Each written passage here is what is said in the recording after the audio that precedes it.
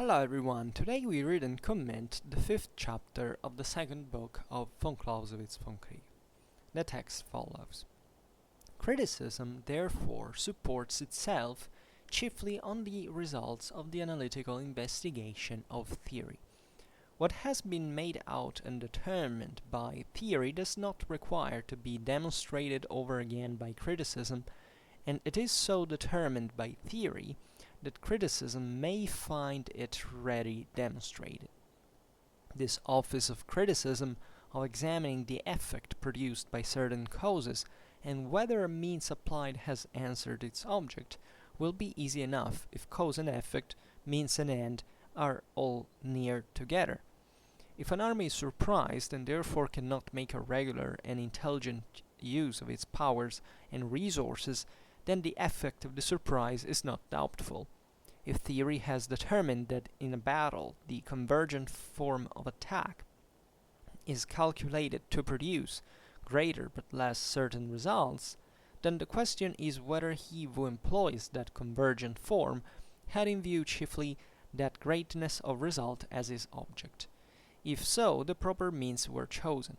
But if by this form he intended to make the result more certain, and that expectation was founded not on some exceptional circumstances in this case, but on the general nature of the convergent form, as has happened 100 times, then he mistook the nature of the means and committed an error. Here the work of military investigation and criticism is easy, and will always be so when confined to the immediate effects and objects. This can be done quite at option, if we abstract the connection of the parts with the whole and only look at things in that relation. But in war, as generally in the world, there is a connection between everything which belongs to a whole, and therefore, however small a cause may be in itself, its effects reach to the end of the act of warfare and modify or influence the final result in some degree, let that degree be ever so small. In the same manner, every means must be felt up to the ultimate object. We cannot therefore trace the effects of a cause as long as events are worth noticing, and in the same way we must not stop at the testing of a means for the immediate object, but test also this object as a means to a higher one, and thus ascend the series of facts in succession until we come to the one so absolutely necessary in its nature as to require no examination or proof. In many cases, particularly in what concerns great and decisive measures, the investigation must be carried to the final aim, to that which leads immediately to peace.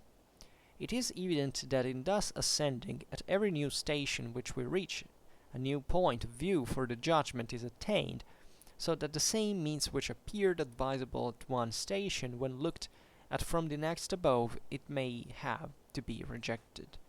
The search for the causes of events and the comparison of means with ends must always go hand in hand in the critical review of an act, for the investigation of causes leads us first to the discovery of those things which are worth examining.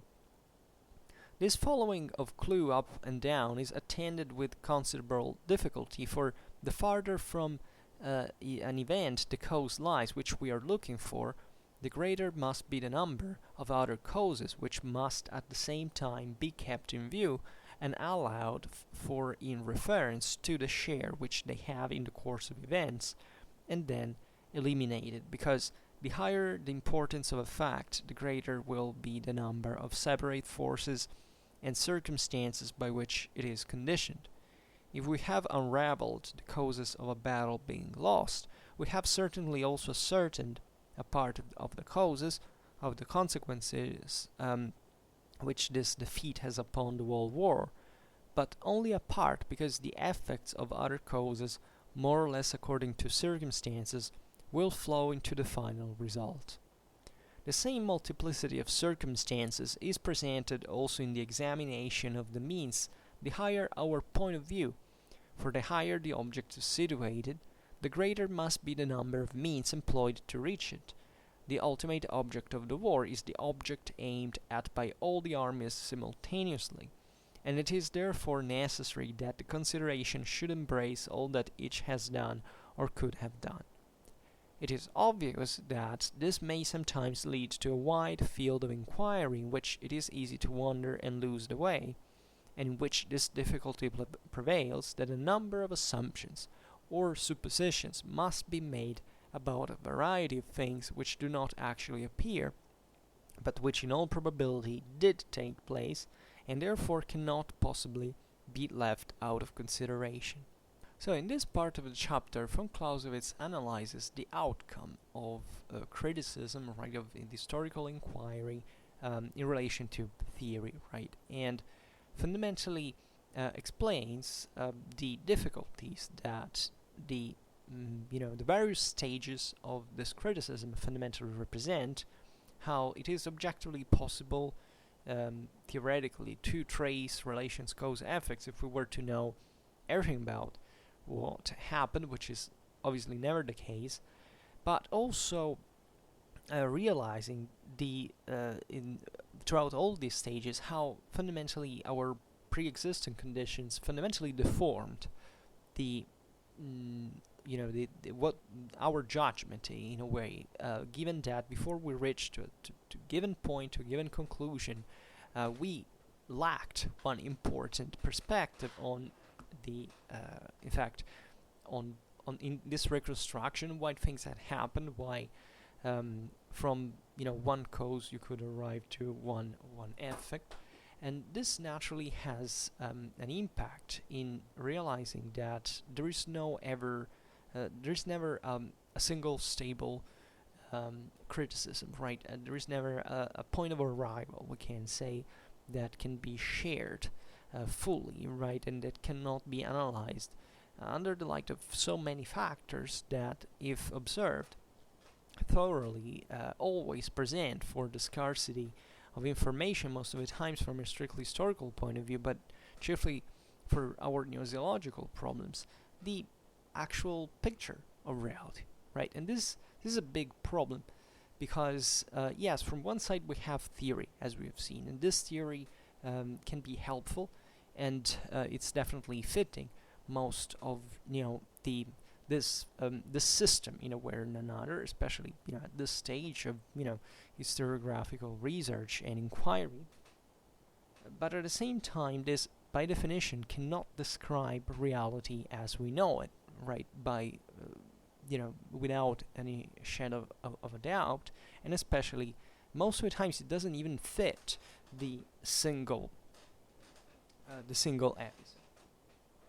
So von Clausewitz writes, criticism therefore supports itself chiefly on the result of the analytical investigation of theory, right? So criticism is this comparison between what we are observing in a given real situation, even just historically, right? We don't have to be there necessarily, and comparing it with theory, right? And so then he goes on and says, what has been made out and determined by theory does not require to be demonstrated over again by criticism.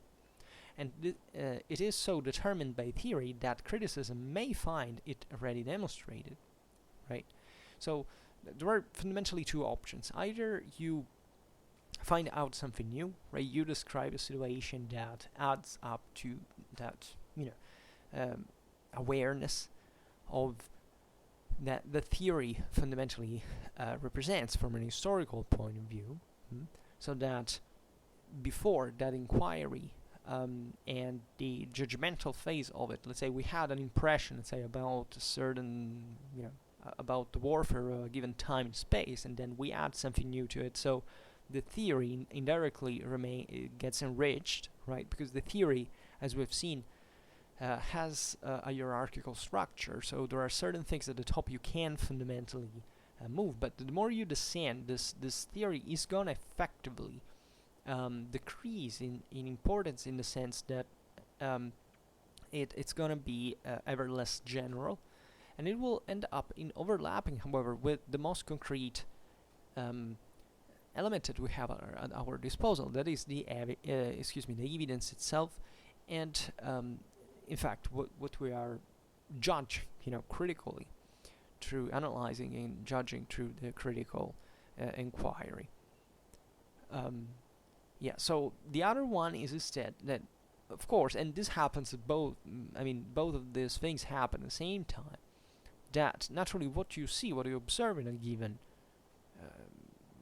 episode, right, situation, effectively is fairly well described by theory already. That is, in a certain military context, how these troops would behave, what certain balances given the certain situations would be, at least, and how, if not how the situation fundamentally develops, but at least you're not going to be particularly surprised most of the times. And in fact, it's fairly rare to find in military history an episode that is like an anomaly of some kind, right? In physics, you could rewrite theoretically a lot of fields with a single discovery. In the history of warfare, well, not so much, right? You could objectively, yes, you could rewrite certain realities, but not because effectively that would be something so strange. Like, that in Schwerpunkt we stress, for example, how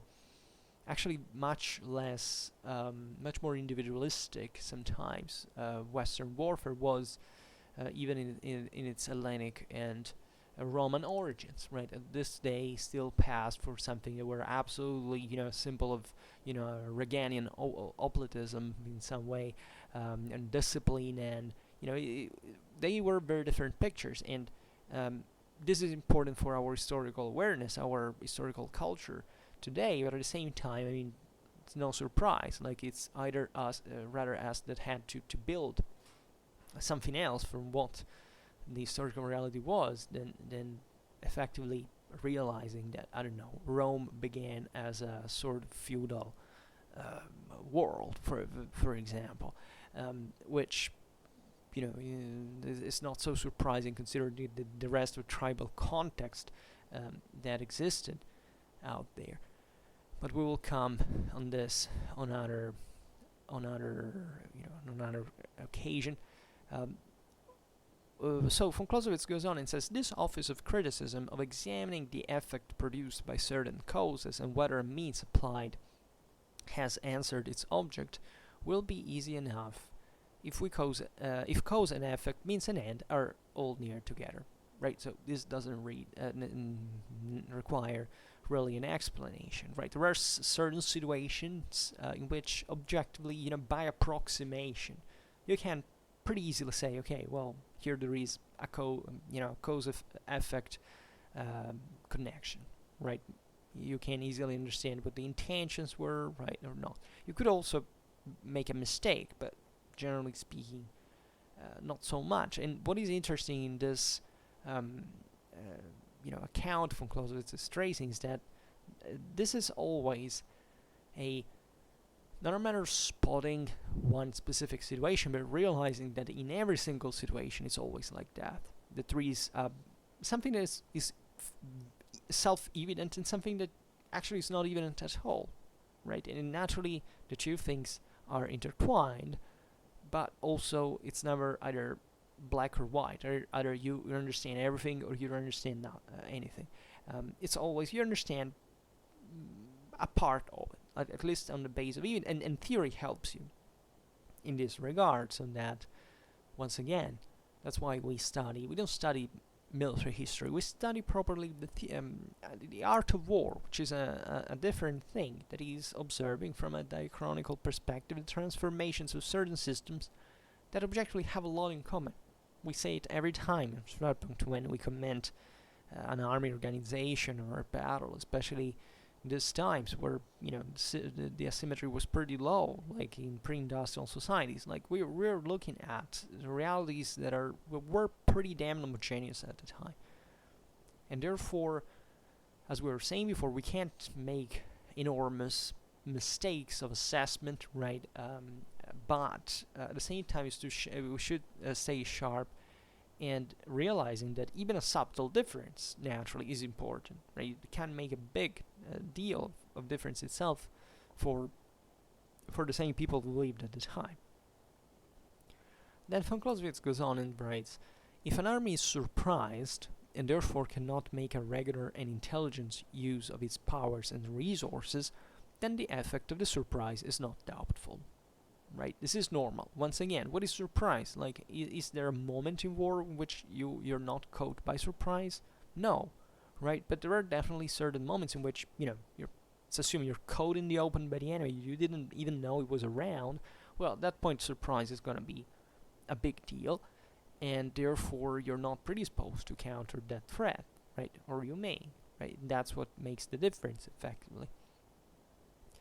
Also, von Clausewitz makes this other example by writing, if theory has determined that in a battle the convergent form of attack is calculated to produce greater but less certain results, then the question is whether he who employs that convergent form had in view chiefly that greatness of result as his object, right? If so, the proper means were chosen. But if by this form he intended to make the result more certain, and that expectation was founded not on some exceptional circumstances in this case, but on the general nature of the convergent form, as has happened 100 times, then he mistook the nature of the means and committed an error. Right? This is a crystalline example, which von Clausewitz addresses the enveloping maneuvers, right? This convergent form. That it means by saying, by military theory, we know that this form of attack can produce fundamentally greater but less certain results, right? So, in other words, if the attack is carried out successfully, on average, is gonna give you a greater result, right? The enemy is gonna be, wiped out more easily.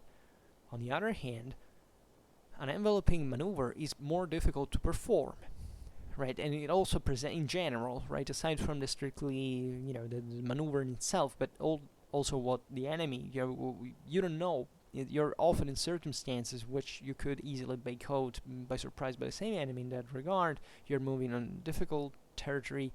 There are lots of factors. Even the lines of communications have to be considered. There is the splitting of forces, right? So this also increases the certainty of this maneuver.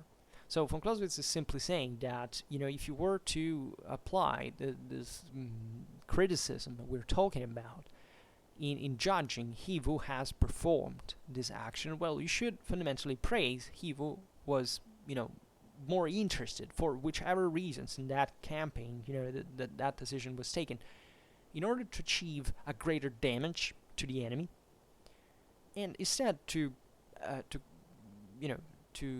depreciate he who was thinking by that he would achieve, more certainly his result, right? And this is interesting because the thing can vary, right? There are situations in which things can obviously be very different. As far as we know, both of these people could, the person who was choosing the enveloping maneuver for, having a great result could fail anyway, and maybe the person who was mistakenly doing it to,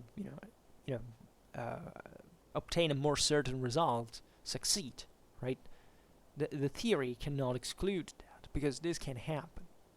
But generally speaking, if you have a specific objective, you should stick to it profitably, so that it's not that you risk an enveloping maneuver because, you just want to have fun, but because that may be effectively your only resort, right? Whereas if you have, already a pretty sound advantage with your forces, and you have effectively no reasons to risk more with an enveloping maneuver, and you do it anyway, well, that's hoping to obtain a more certain result. Well, you're doing something that is going fundamentally in the other direction. This will be clearer now when we will analyze the objectives in war, right? Always remember what we're talking about in here is that the theory of the art of war is not going to dictate you what you have to do at every given moment, because in every single situation you're out there on your own, in a condition in which you regularly know much less than what you would need in the first place to know in order to take action.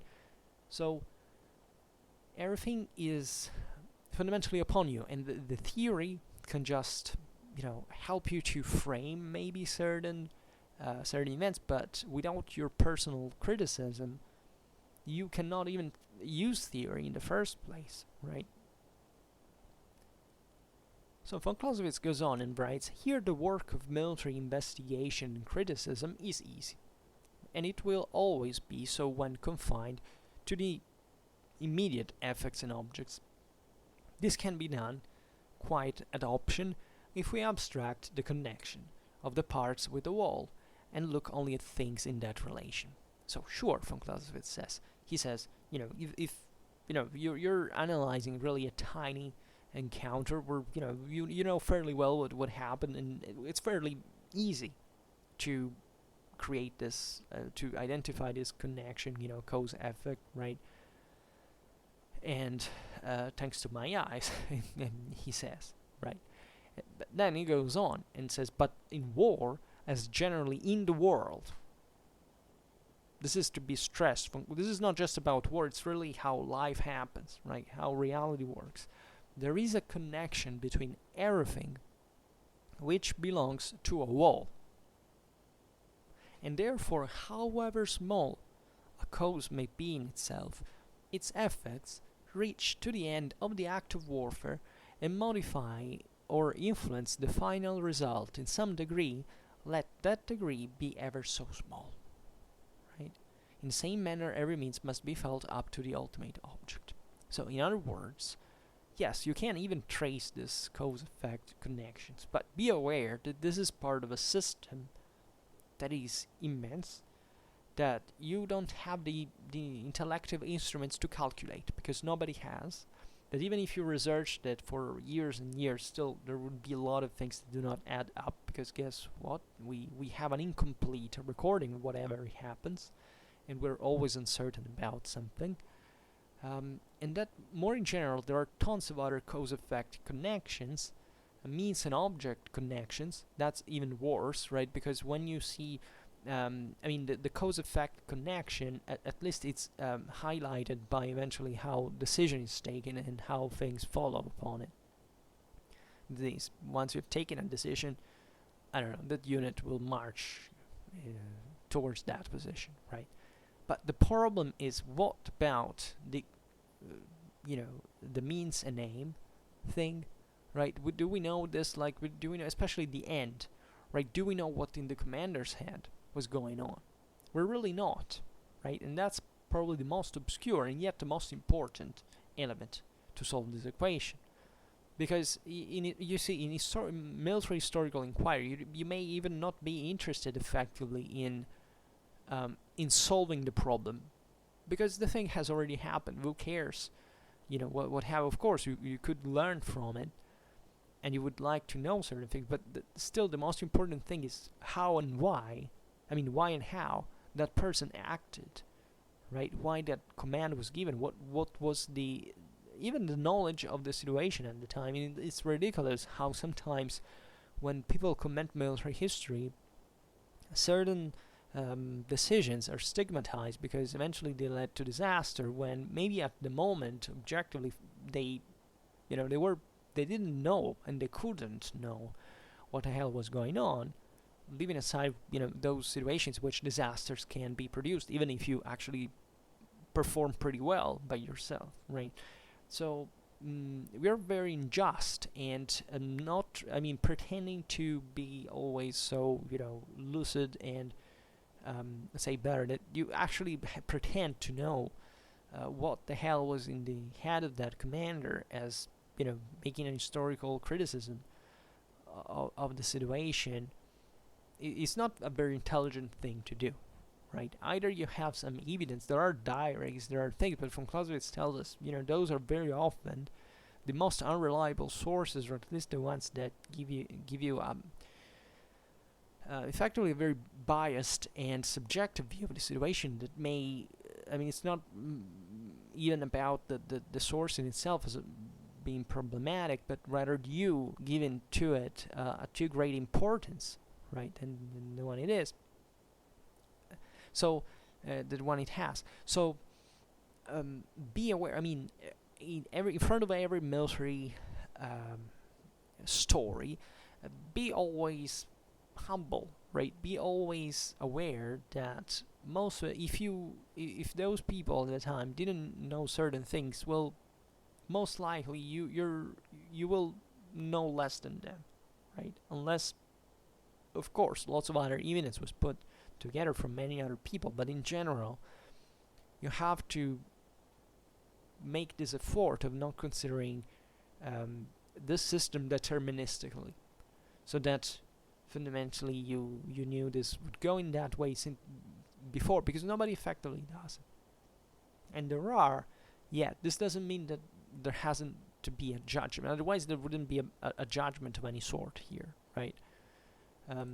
The point though is that theory should come to your help when you have maybe seen a certain behavior, decision making, or mistake having been done before, and you somewhat recognize that, okay, maybe in that situation that commander made that mistake, right, made the misassessment of some sort, right, but still that should be proven with some sound evidence, right? And this is a very controversial topic, because really at some point it becomes a personal matter, right? Whether you want it, we are very, after all, we tend to be very sympathetic, or at least empathetic towards human beings, so that we should be when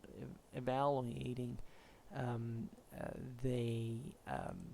what even the faults, the weaknesses might have been in a certain situation, but still we should be aware that it's somewhat still an impression most of the times, and that unfortunately we are dominated by this situation of insecurity about the information in war, especially more than in many other fields. And also, what von Clausewitz is saying here is that this cause and effect connection is not part just of a static system that works more like just like a building, right? You just count piece by piece how the structure is held, because at that point it's just gravity and resistance of the materials, right? It's not much more. The vectors and stuff, but there is a scientificity to it. Like von Clausewitz makes the example of the architect just has to follow the set of things. War is completely a different thing. War has no basis here. The whole thing is fundamentally changing at every single step, for which you can't pretend to make a rationalizing explanation of all these cause and effect connection between each other, among each other, right? Because every time that happened, right, every time that action occurred, well, the system was being changed altogether. And still the main aim of winning, that is reaching peace, might have taken so many different turns that at that point you can't even understand. And here we're talking just about the strictly military dimension, right? You have asked me in the past, but if reaching peace is the ultimate goal of strategy, why why do people actually make war, or after they that maybe they revive it and they keep going? Well, because that is when politics enters in play, so that the military aim as a theoretical one is naturally modified by it. So naturally it's profitable even for certain wars to go on, right? Even when it only depends at that point of what your objective is. It's literally that simple to see it in that way, that not giving up, for example, is a pretty also elementary choice in this regard. You're not fighting because you're playing a chess game. So at one point you run out of pawns, you can't play anymore. Yeah, there is always a sort of flexibility going on, because there are effectively no boundaries. There is not a deterministic employment of warfare. It's always a political act that can be performed naturally with certain limits that are political, right? But that still can change on the basis of politics, so that the military instrument in itself is, takes all the possible directions simply because of a small change, and not necessarily because of overwhelmingly by what is happening in the war in itself, right? Depending, of course, on the situation. But this is another thing. Here, von Clausewitz is making us reflect on the fact that still, theoretically, this whole thing should bring to victory/peace. So von Clausewitz then writes, we can therefore trace the effects of a cause as long as events are worth noticing, and in the same way we must not stop at the testing of a means for the immediate object, but test also this object as a means to a higher one, and thus ascend the series of facts in succession until we come to an absolutely necessary in its nature as to require no examination or proof, right? So here von Clausewitz is bringing us back to the extremes of this inquiry. So the point is, when you observe you're searching for the cause-effect connection, you are at the same time using this judgment by assessing fundamentally what value that connection has in relation with the means and aim one, right? That is also very important. In other words, you're not just looking at the physical thing and seeing what happens, you're also thinking, what are the intentions, what is that person made, right? How was that action taken, why, right? And this should be performed, as we have just said, not just at every cause-effect connection, but looking at the final objective is there is a higher, at least, also a final, but also this cause-effect connections are framed into an endless series of larger groups of them that are pushed fundamentally by an assessment of the aim and the means that evolves continuously. And you can make back and forth to the absolute. Like you can go, what's the ultimate end, right? It is leading immediately to peace.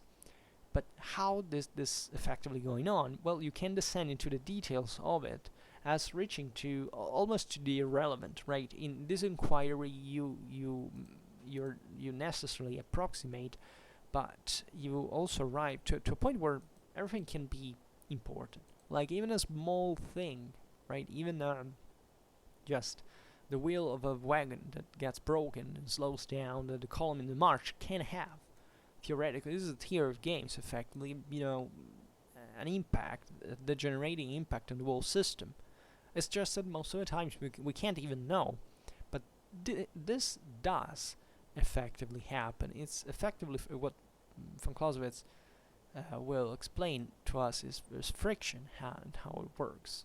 But just for saying that there is this is a very common mistake that you see happening when people in general criticize military decisions, etc., is that they tend to look at the thing by at a specific engagement or decision by isolating it from the world, as von Clausewitz has told us, because this is not just about war or politics or society. It's literally, the idea that we are framed within our reality is so complicated that there is not a single factor that has the dominance of it, right? And still, certain a hierarchy has to be established by approximation.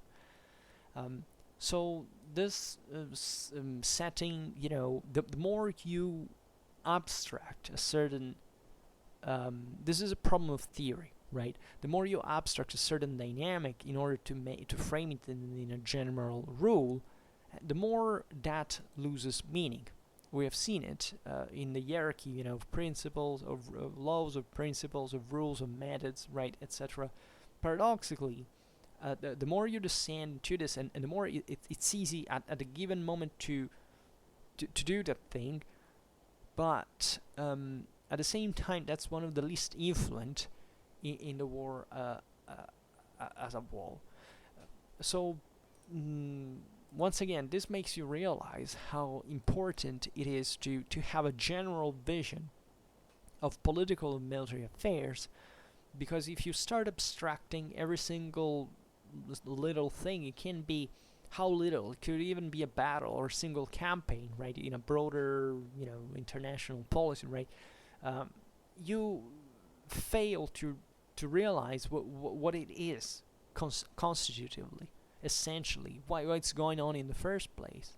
You transform it in a video game. You transform it in a deterministic setting that has, it's concluded within itself, and that basically has no meaning in its historical reality.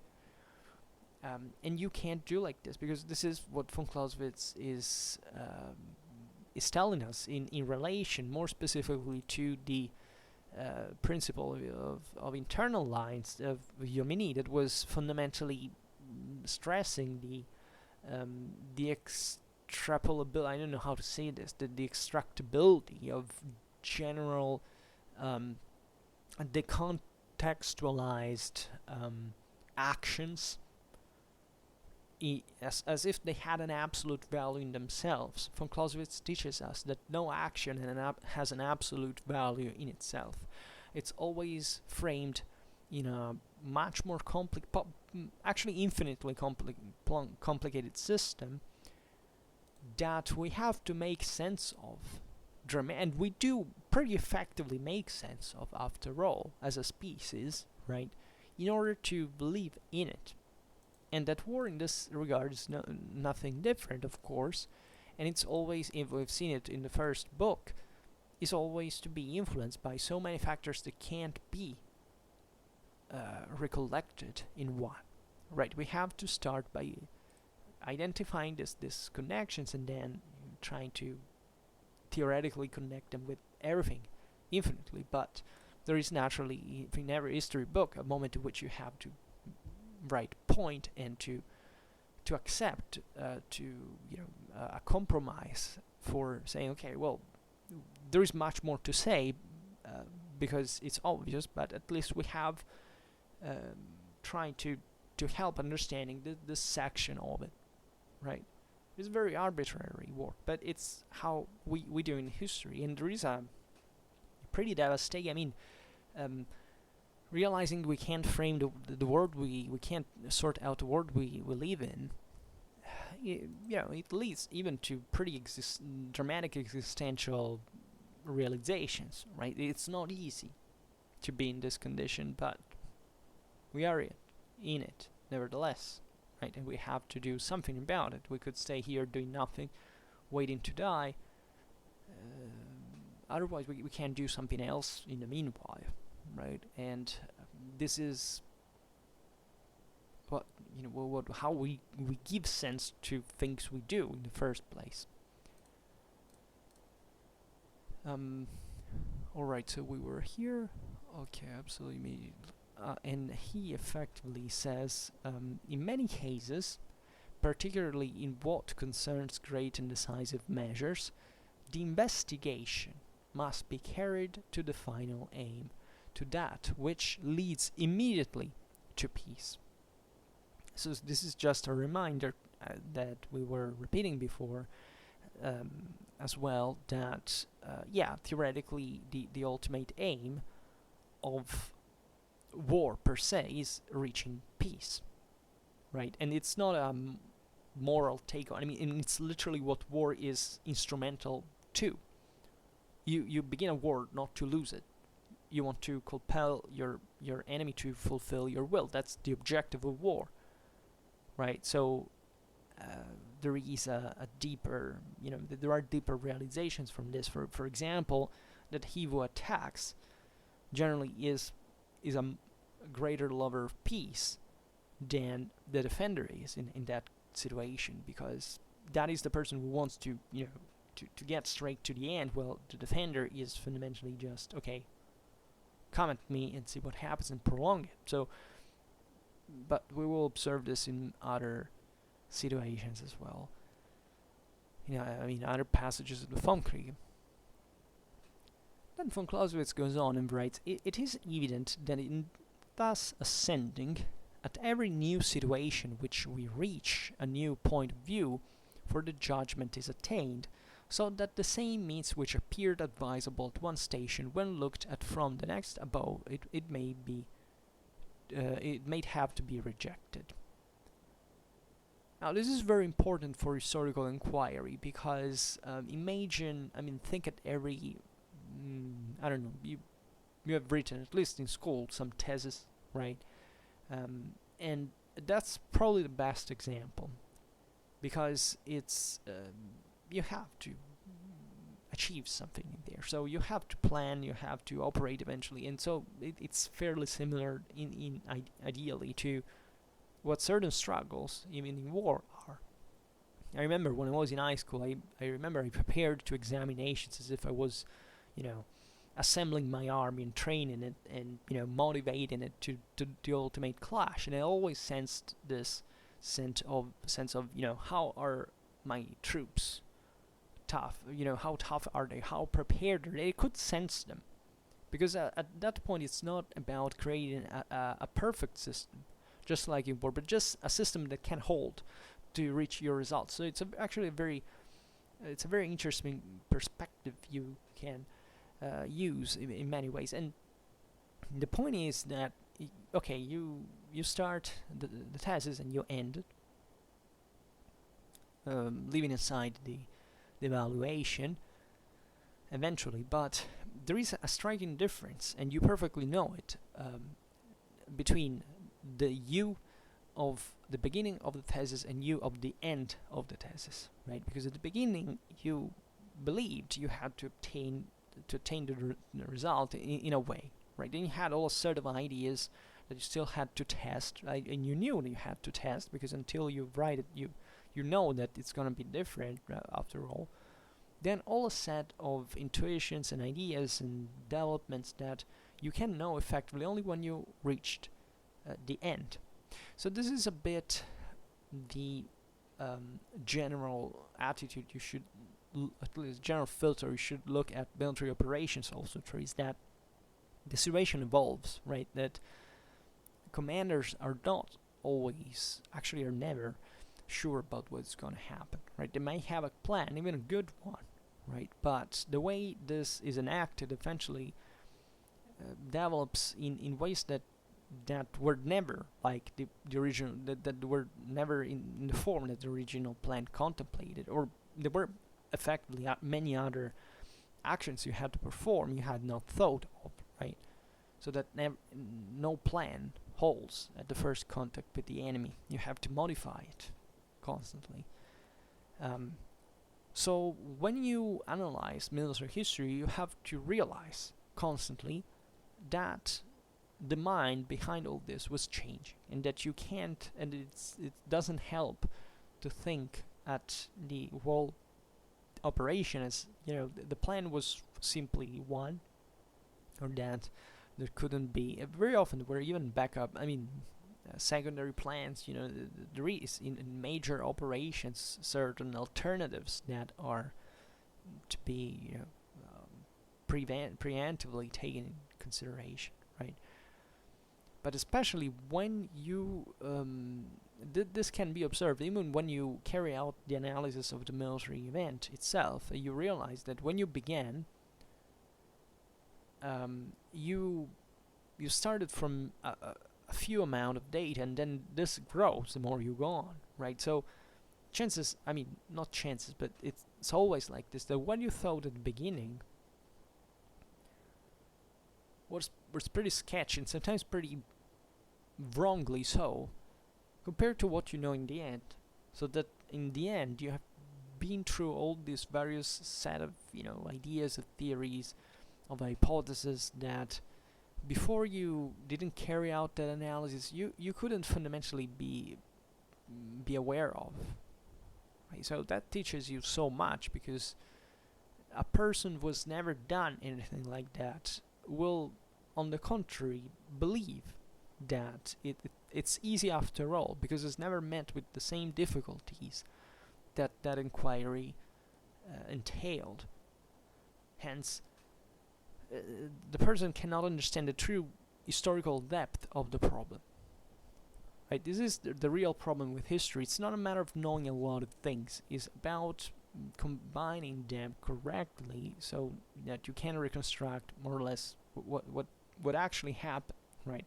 With all the mistakes and approximations, but in this sense not being acquainted with new facts by themselves, but just knowing how to interpret them better.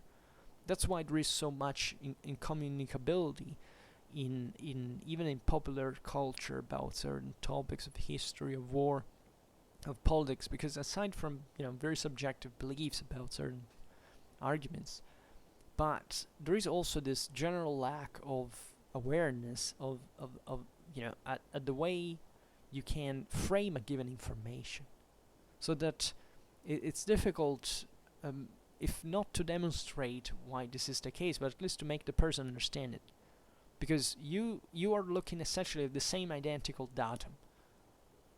But that person sees just the datum in itself.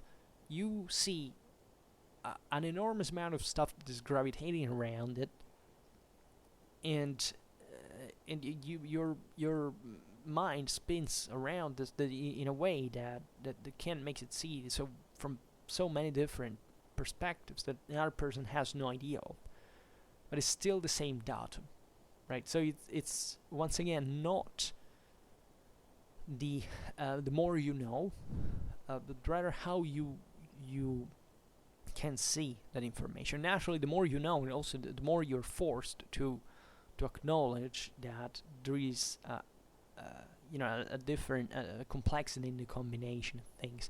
But it's yet not enough, because you may, as I often say, you can read a lot, even for a lifetime, but never necessarily having gotten into a deep critical thinking in the evidence you have learned, right?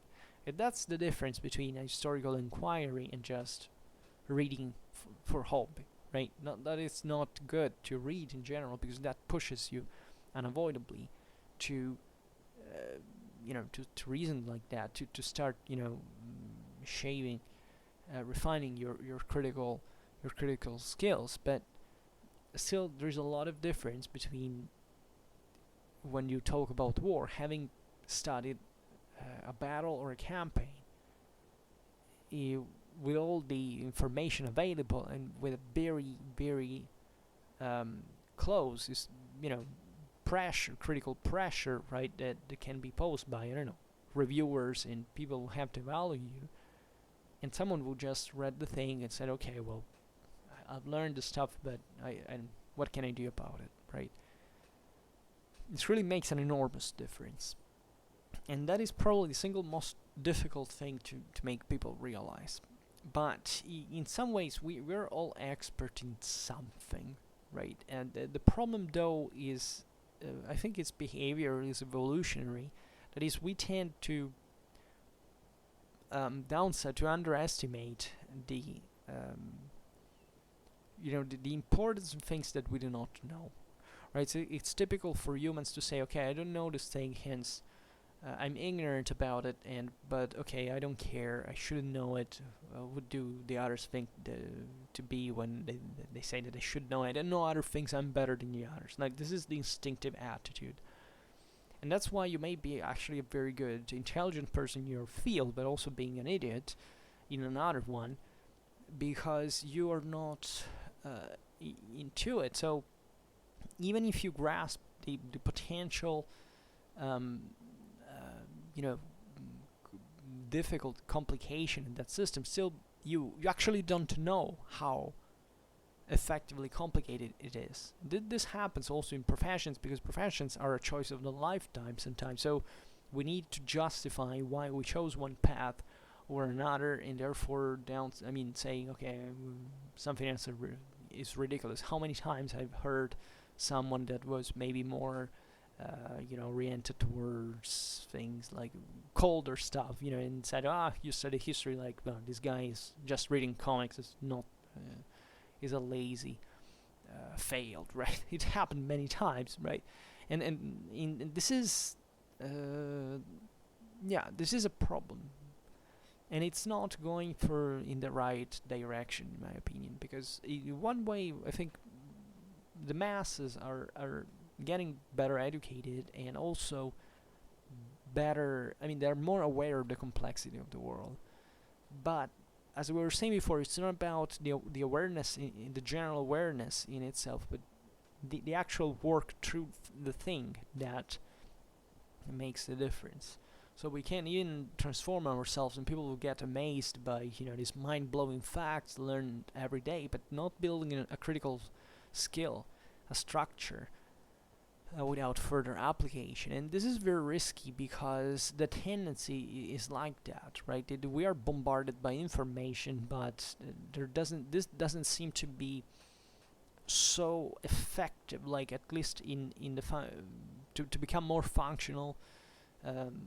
For example, for taking action about the topics that information concerns, right? And so this has massive implications, and chiefly the times we're living now, especially the ones we will have to live soon in the world, are going to be very, very tough. We will have to necessarily reacquire a great deal of strategic culture and lots of other things that unfortunately do not seem to me to be very widespread, at all, right?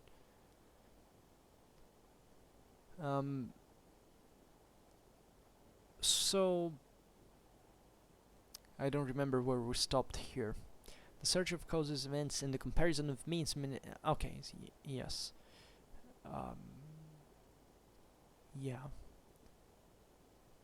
Okay, no, we haven't actually read this one. The search for the causes of events and the comparison of means with ends must always go hand in hand.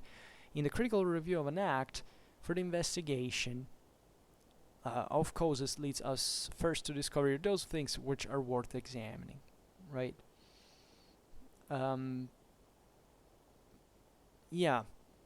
So there's has always to be this critical take on the events as they happen, as their cause-effect connected. And in general, we have to build hierarchy of the information. Like there are in this extremely complicated thing, as we were saying before, the best we can do is to manage to spot immediately what is the most important information after all, right? This is not easy.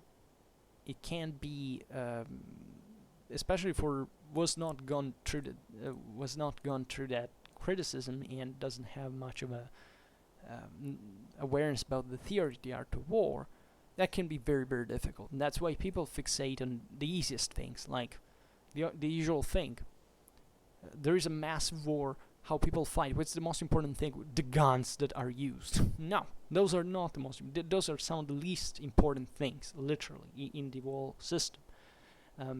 So this kind of mistakes. So the most important things in war are orientatively towards the highest levels, right? Those are the things that matter the most. Strategy, rather than tactics, for example.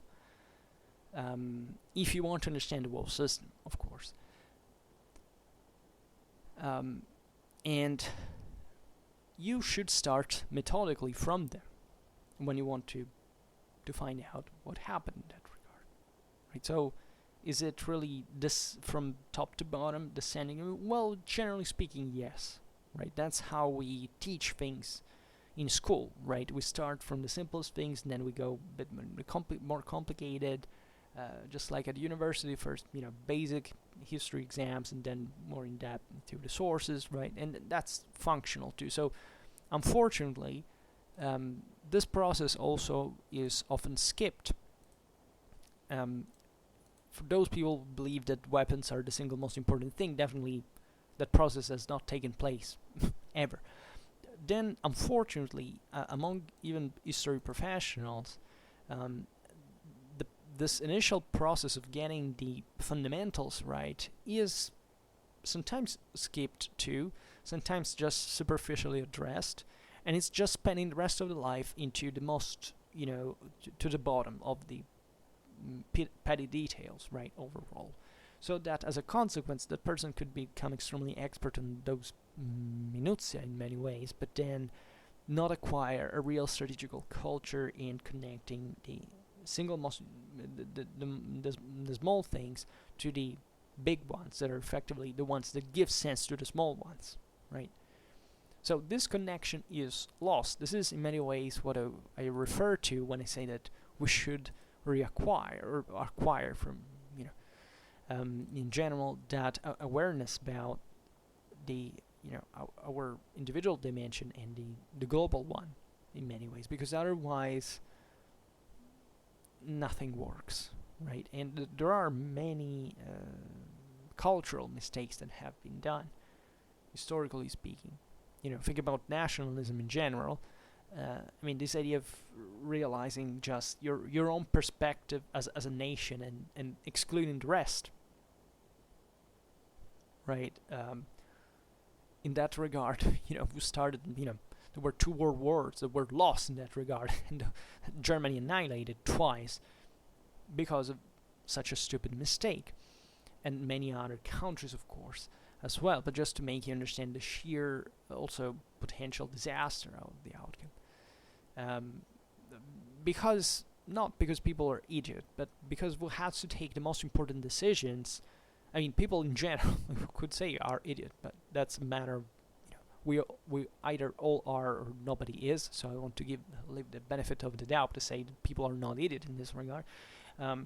But I'm saying that because the greatest mistakes had been done at the highest levels, right? Which is, again, not even a way to say, okay, well then who is at the top is necessarily an idiot, right? Sometimes it is the case, sometimes not, right? So here, that's where you also have to leave the benefit of the doubt, because still, as we've seen from Vom Clausewitz, generally speaking, who is at the top is more competent than the others. Yes, on average, it is the case, right? Even it's, unless you're an absolute omnipowerful monarch, right, you still rely on a government and some people that have to carry out matters in their own hand. So this is also not, generally speaking, a great flattery to the masses, which in this regard are not the poor lambs that are sent to be slaughtered, but just participants in the misdeeds and the incompetence and the corruption and stupidity of their ruling classes, as it always is, right, the case. The people is no better than who is at the top, historically speaking, right? On average, it's really not the case, given the ratio responsibilities, reality, connection, right? Responsibility and action, let's say better. So, because it's very easy to make that point, and it's actually false from a historical point of view. But at the same time, so Von Clausewitz goes on and says, this following of the clue up and down is attended with considerable difficulty. For the farther from an event the cause lies which we are looking for, the greatest must be the number of other causes which must at the same time be kept in view and allowed in reference to share which they have in the course of events, and then eliminated, because the higher the importance of a fact, the greater will the number of separate forces and circumstances by which it is conditioned. Right, this is very important, methodologically speaking, what we were saying before. Once again, I like to attack mercilessly people who say, battles are won because there's a single weapon that made it, right? When effectively you acquire the strategical culture, realize that you realize why that is false, right? And why it doesn't even make sense to start an analysis starting from that base. Because you're not an engineer who evaluates just a weapon in its physics and pretends that that's for an absolute standard. There's always a context you can't eliminate. In this context, there are things that always make the greatest difference, right? Morale, for example, as war, by definition, is a clash between moral forces, right? Material ones come later.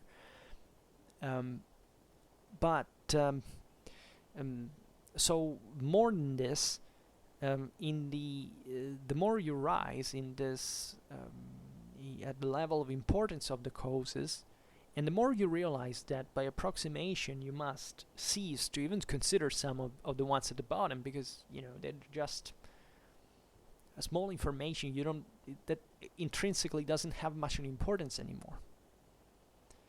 That's how the same process of approximation in historical inquiry can happen, so that you can discuss sometimes competently on the base naturally of someone who has studied this stuff and has proven. So let's be honest, we all repeat things we're not certain expert on. But let's say I can discuss the history of the Eastern Front during World War II, even if I haven't read all the books, which would be impossible in a lifetime from a material point of view, that have been written on the Eastern Front during World War II. So why? Because we have somewhat consensually assessed that there are certain elements that, albeit the system remains very complicated, are somewhat the most important, and that generally speaking we explain historiographically certain outcomes because of those factors, right? Then naturally, as you understand, this thing can always be modified. Like, there's not a single historical reality that can't be, let's say, not rewritten in the sense that we are now becoming negationists and saying this thing never happened, here's the proof, we can flip reality. No, it doesn't work like that. Historiography is a serious thing, and you should always listen to it. The point, though, is that it is true that theoretically it's always possible to continue making an inquiry, right, and to rewrite and resize, let's say, and readjust and perfection, etc. The historical knowledge, the way the historic, what we can call the historical reality at that point, because it's still, it's not reality for real, but it's still historical reality, right? Based on the evidence of this cause-effect connection, aims and means comparison, etc., analysis, synthesis, etc. So in some ways that's also where you can measure historical competence, because usually less competent people tend to lack this perspective, as we've seen, right? If you there are things that are self-evidently more important than others, right? And that's why also theory helps in this regard, because there are certain aspects of theory that effectively show you what is generally the most important thing when you're examining certain aspects of history, that even if you still don't know about that aspect of history yet, you can already start looking for on the base of that historical of that theoretical hierarchy. That's also what theory serves for, right? Theory has, by definition, this laws, principles, rules, the descending hierarchy, because that's how we teach, that's how we frame our knowledge in an effective, functional way to cope with reality. So that's where actually theory shows all of its usefulness, right? So that it's not just, theory doesn't help me because it doesn't help me doesn't solve the problem I'm struggling with now, because, well, theory's never been supposed to do it for you. You must do it by yourself.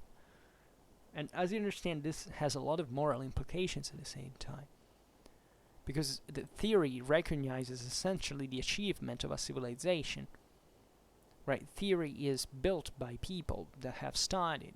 Think about our historical.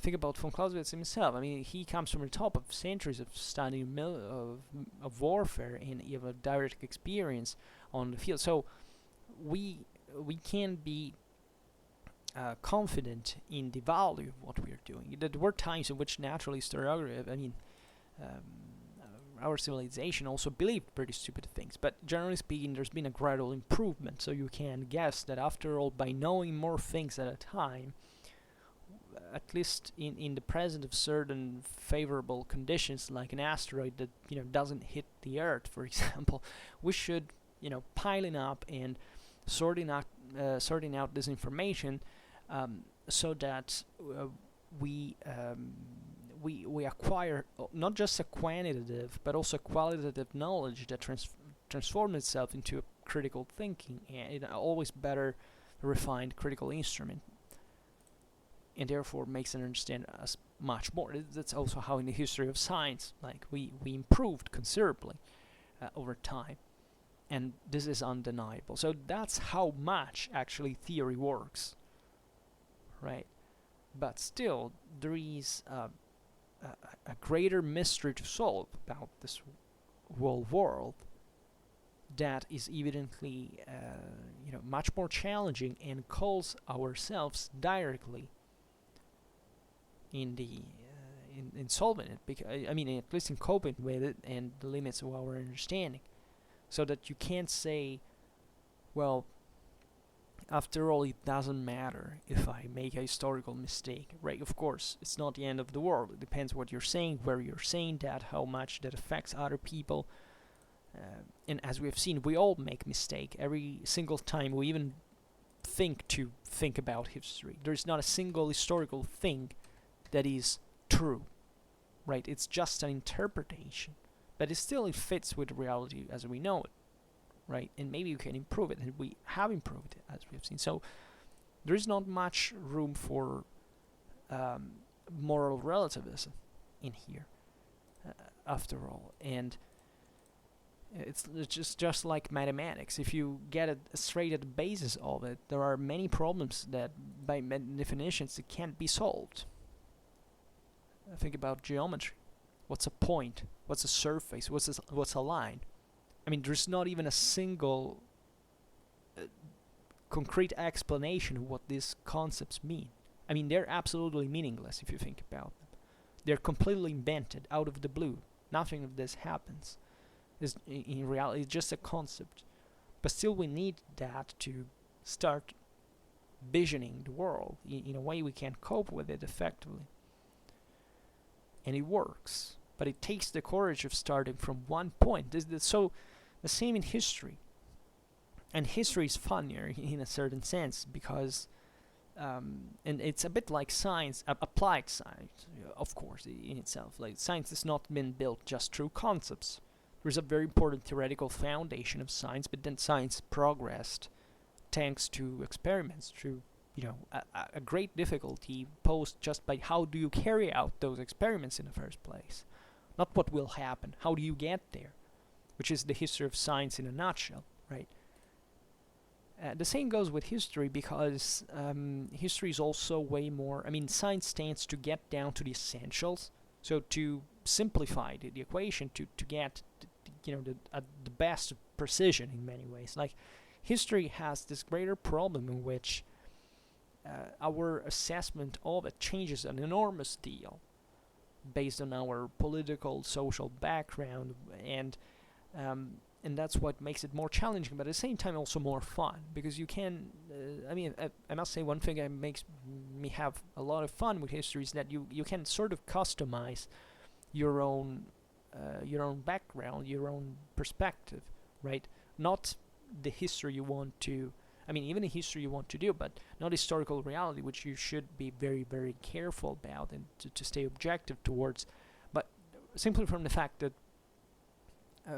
no one other than me had a certain vision on a specific aspect because of all the life of living. So history is is boundless in this sense, and always offers so many effectively infinite chances of improvement, of looking at the story, and that's why it's so beautiful, among other things. Then von Clausewitz goes on and says, if we have unraveled the causes of a battle being lost, we have certainly also ascertained a part of the causes of the consequences which this defeat has upon the whole war, but only a part, because the effects of other causes, more or less according to circumstances, will flow into the final results. Yes, this is true. When you study a military event, you don't just study the as I often say, when does a military event, for example, starts from, right? There is what happens in that specific time and place. All this stream that you know has come from somewhere, and that is pushed by much greater motives than the ones you have seen, I don't know, in that specific battle, let's say, and then passes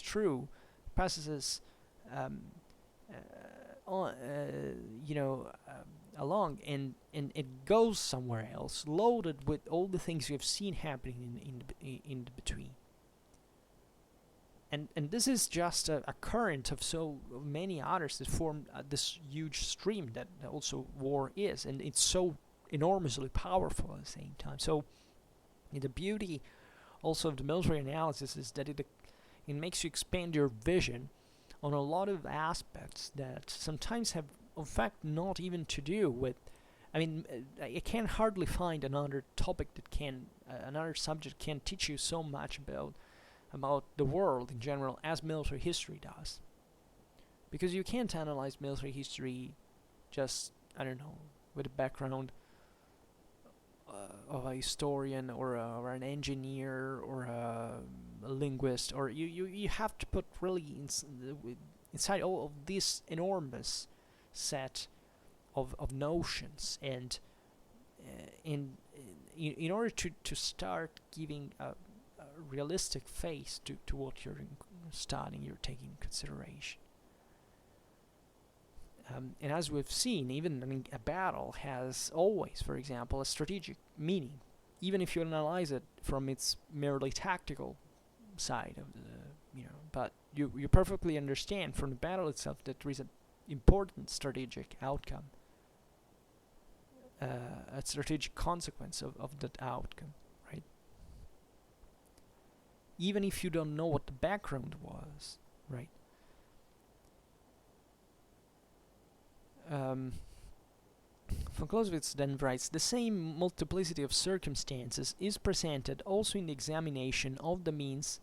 The higher our point of view, for the higher the object is situated, the greatest must be the number of means employed to reach it.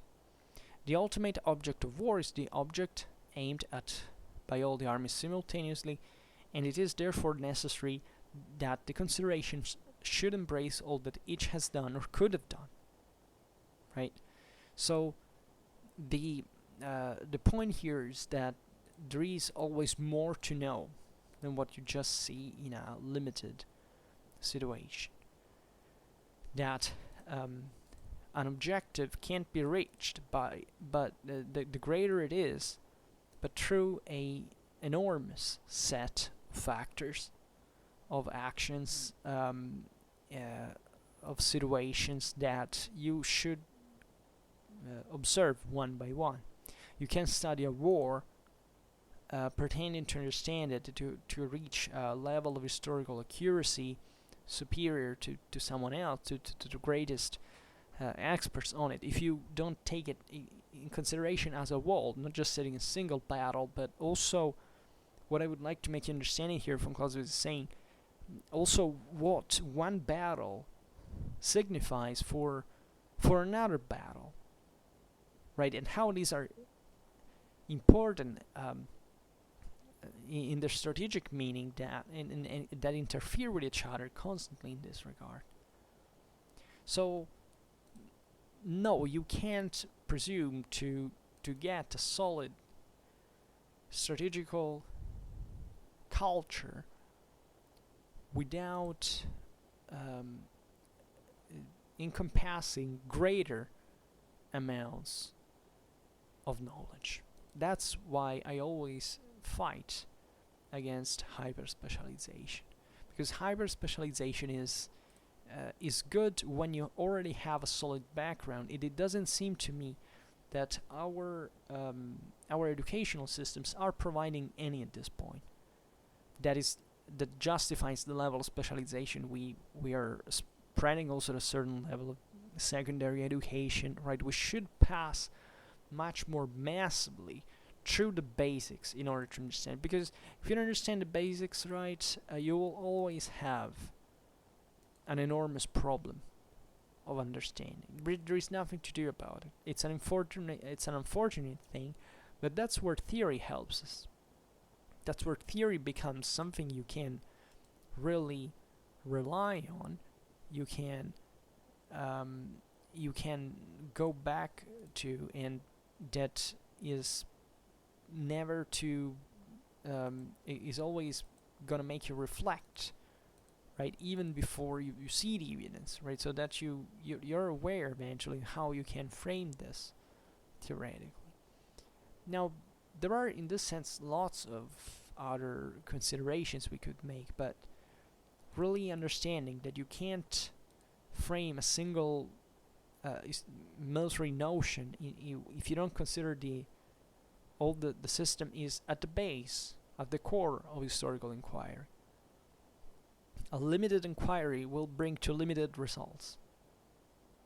There's nothing to do about it, and it's not even necessary that those results can be, and that's important actually, those results, if you remain at that level, that you can frame correctly those results altogether if you don't have a higher understanding of where to place them.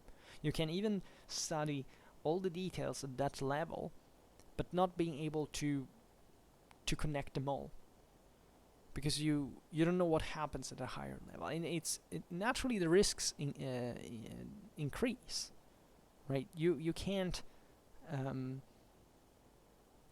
fundamentally even pretend to start from the essentials, but knowing what the detail is, right? But still, it's preferable to have that, to first look at what others have, what theory can tell you based through experience, right? And there are also good theories and bad theories.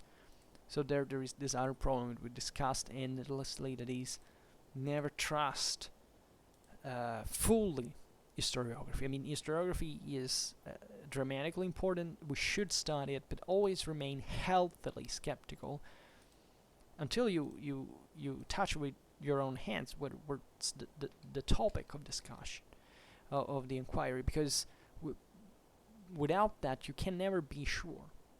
That's also why there is a great moral responsibility in theorizing, right, in giving a pattern interpretation, because that's something you may easily get. For a mistake in there, you can cause much greater damage than in fact you remain contagious to the little thing. So it's an eternal struggle, right, between the two extremes, as always. And that's where critical real history, let's say, lays in. Then, concluding this part, von Clausewitz writes, it is obvious that this may sometimes lead to a wide field of inquiry, right, in which it is easy to wander and lose the way, and in which this difficulty prevails, that a number of assumptions or suppositions must be made about a variety of things which do not actually appear, but which in all probability did take place, and therefore cannot possibly be left out of consideration. This is also another very, very, very important idea, that even though we have seen that theoretically we should write history only when we are certain of the cause-effect connection, that is, never, there is always going to be, in fact, room for theories that especially in a subject like history, can't be substantiated with, the fully required evidence, right? So that you can be certain of it. There is always being a set of realizations that you know are going to be there, but you may not find trace of. That's where something called military logic enters into play. That is, and it is highly connected with theory, in fact. That is, okay, I have a fragmentary evidence of a certain military event, but I kind of know that, at least by probability, like, you don't have to be certain, to be dogmatic about it, but you have to realize probably, especially when you have seen similar military events all before and you know what their characteristics are, that probably was there, even if I can't see that. And this is, in a way, what keeps even the research alive, because not just because of the actual room of what can be written, but because of the debate that it generates, this whole realization. I mean, the fact that there's always something that probably was there, but you still can see. And nobody treats history with, like, I can't say only what I see, because also what you see is actually not the truth, right? There's always something interpretable, and it's always a great problem to pose yourself historical questions in the first place. So it's normal, right? It can be tough, it can be disorienting, it's not easy. Like, history is you're always struggling with it, and it probably also need a certain type of personality to of character to accept that you're studying something that you will never fully complete, right? If anything, because you can't know everything, so you must accept the historical limits that you are within. I like to see it fundamentally like this, because effectively we live in the same world we're studying, so that's where it also gets ethical, because you understand what's the value of knowing and assessing history correctly. That historians really have a responsibility, probably a very high one, especially in my opinion from a political one, indirectly through civic value. Yeah, because if you here, when you study an event in which you know that, I don't know, someone was killed, and you are researching, and you're not doing something very different from what, I don't know, the police would do, right? Think about all the researches on genocides and how many people, like, even if you got wrong by one number, just think that's an innocent person killed, more or less, that you have to realize it may go missing, right? Or or even for that matter, if you give one extra more person to be killed on the conscience of someone else, that's a big deal after all, or at least it has a political consequence that will change people's mind.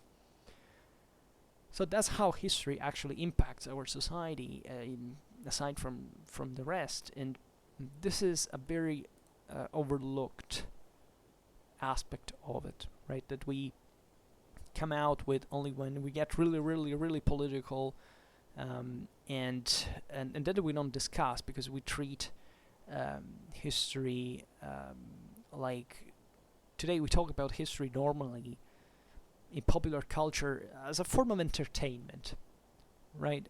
That's something I've never liked. To me, history is entertaining in the sense that being intellectually challenged is very entertaining, but not because history is a funny story or something you just have to say, oh wow, you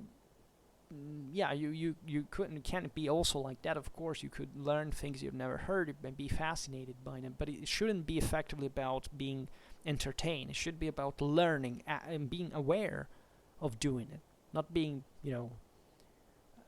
randomly exposed to it. Also, it takes a criterion of some sort. But these are all things that we'll have to discuss on some other occasion, aside from Clausewitz, who next time will talk to us about actually an historical example, the Napoleonic Wars. So we enter also in some a bit more of a historical scenario, and so yeah, I'm glad here we arrived at a satisfactory point, and there would be a lot to add, but I stop it here. I just hope that you enjoyed this video. If you did, please share it, otherwise leave a like or subscribe to my channel if you're interested in my upcoming contents. And for now, I thank you heartily for listening to me. I wish you a nice time and see you next time. Bye.